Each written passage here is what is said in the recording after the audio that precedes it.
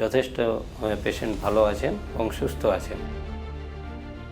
পেটের ব্যথাটা কম হয়েছে, আর ইউরিনের ইনফেকশন যেটা ওটাও অনেকটা কমেছেন এবং আগের থেকে অনেক সুস্থ আছেন। খাওয়া দাওয়া খুব কমই ছিল, তারপরে ওষুধ খাওয়ার পর আস্তে আস্তে ভালো খাচ্ছে।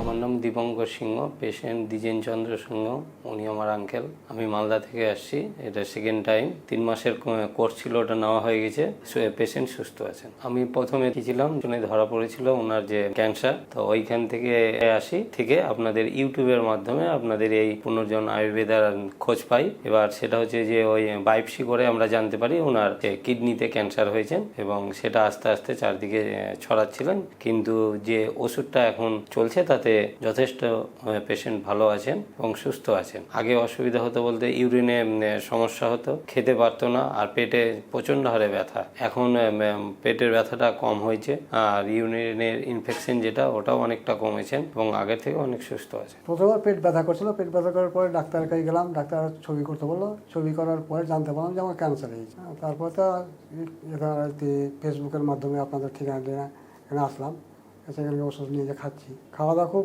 কমই ছিল, তারপরে ওষুধ খাওয়ার পরে আস্তে আস্তে ভালো খাচ্ছি এখন।